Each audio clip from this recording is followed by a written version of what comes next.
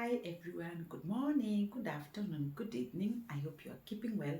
My name is Dr. Mercy, and today we'll be talking about this topic that has really been in the air. Should your child repeat KCSE or not? So I also want to make a contribution. Allow me to contribute to this topic. Now, in my view, it's not every child who should repeat the exam. Because for you to repeat the exam, you need a goal. Why are you repeating? All right.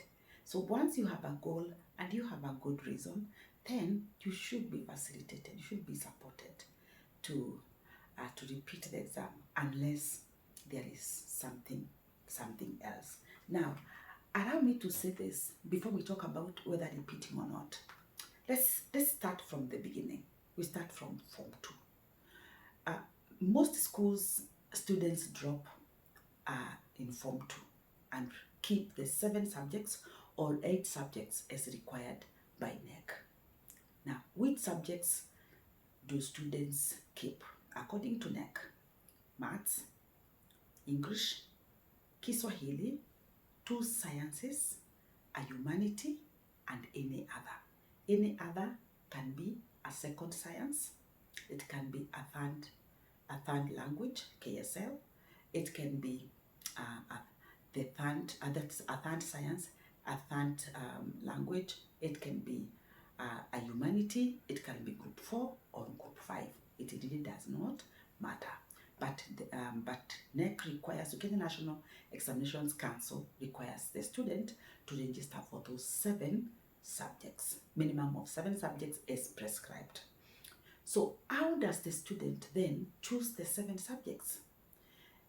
Students who get support from their teachers and parents and career coaches and mentors and whoever are guided to select subjects, one, according to their career. They are aligned to their career. And then number 2, they also look ahead and think about the mean grade.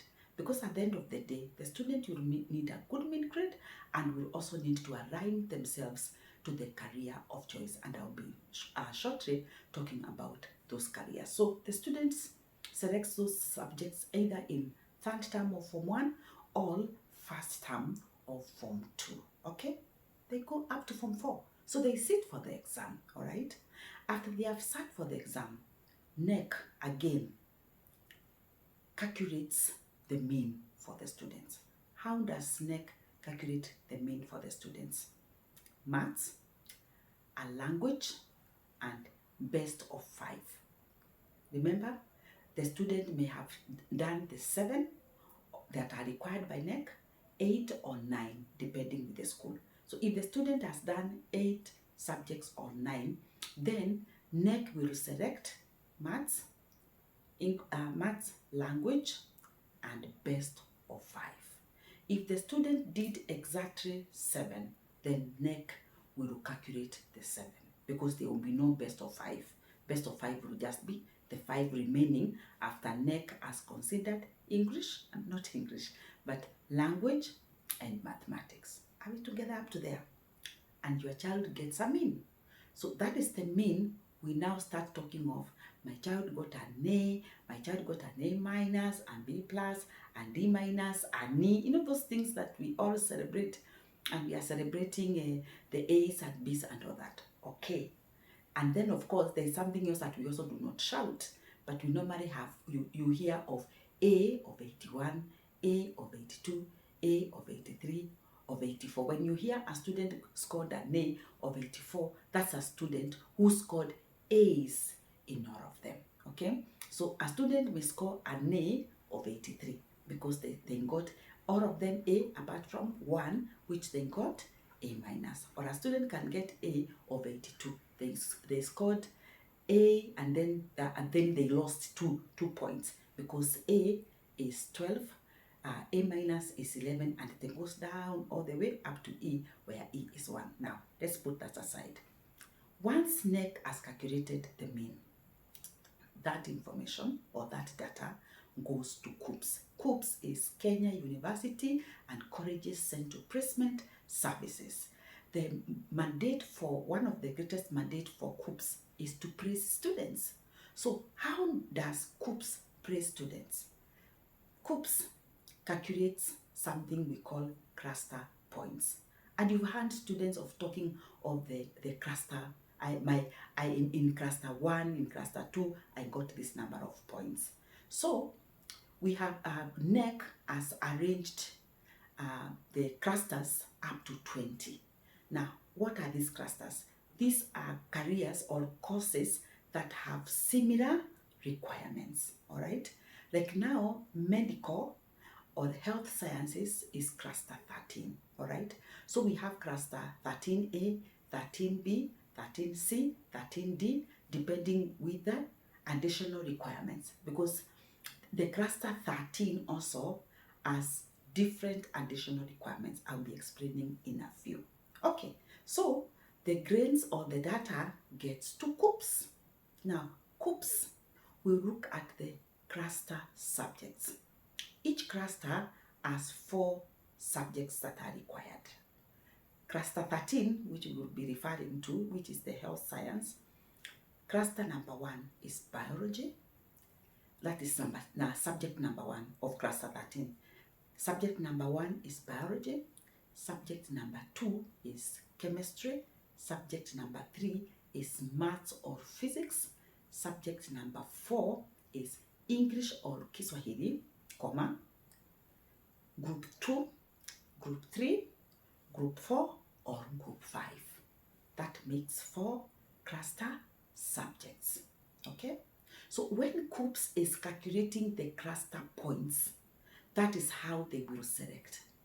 They will select biology, they will select chemistry, they will select the better of maths or physics, and they will select the best of English or Kiswahili, all a science, all a humanity, all a technical, that is group 4 and group 5. The best one. That is how KUPS will calculate the cluster points.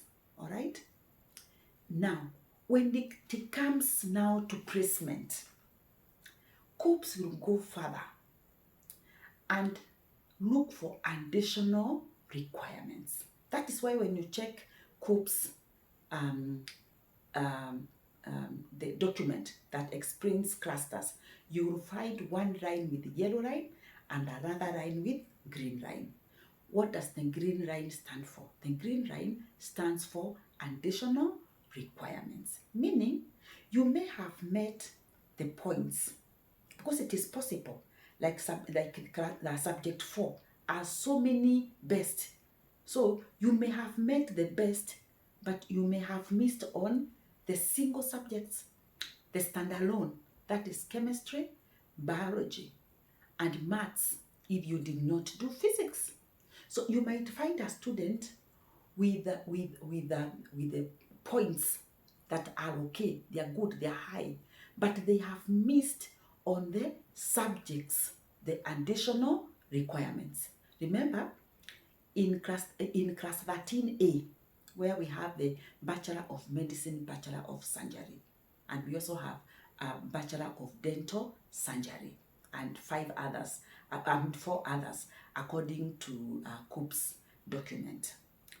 That cluster 13A does not only require high points, but it also requires you to have scored a B in chemistry, a B in biology, a B in English or Kiswahili, a B in maths or physics. So even if you got the points that are required, but you are missing additional requirements, then you cannot be praised to do Bachelor of Medicine, Bachelor of Surgery. And that's why sometimes you hear a student scored very high points. A student actually scored an A, because it is possible. A student scored an A, but maybe it was the lowest A of 81 points. Did not score a B in either biology or chemistry or maths if the student was not doing physics, or or missed in maths and missed in physics. So placement goes for cluster points, and it also goes for additional requirements. And if you check that, the document from KCSE, it will show you the subjects that the student must score certain grades. Like for nursing, apart from looking at the cluster points, KCSE will also look for C+ in chemistry, biology, maths or physics, English or Kiswahili.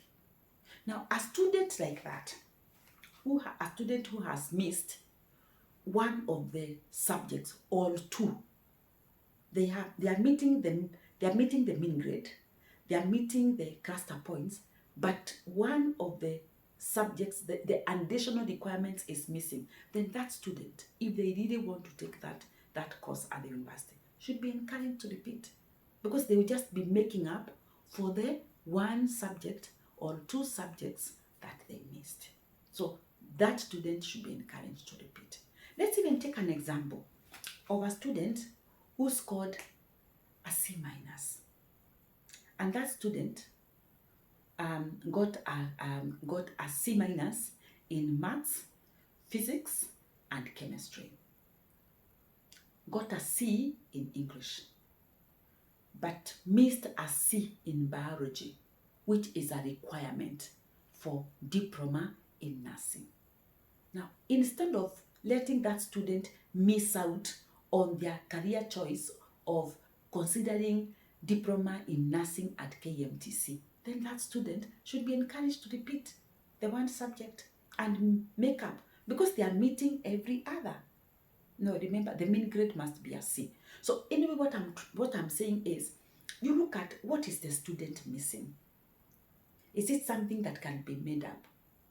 And remember, if you repeat a single subject, if you repeat partially, you only get a result slip. Your mean grade does not change. The only time your mean grade changes is if you repeat the full road of 7 subjects as specified by NEC, Kenya National Examinations Council. So what I'm saying is, before a parent says no, you are not repeating, or before a parent pushes the child to repeat, you need to ask yourself, why is my child repeating? Is my child repeating to improve the mean grade, which means they repeat the full road? Is my child repeating to make up for a subject that they have missed, so they go back to the examination class and just sit for that one subject and make up?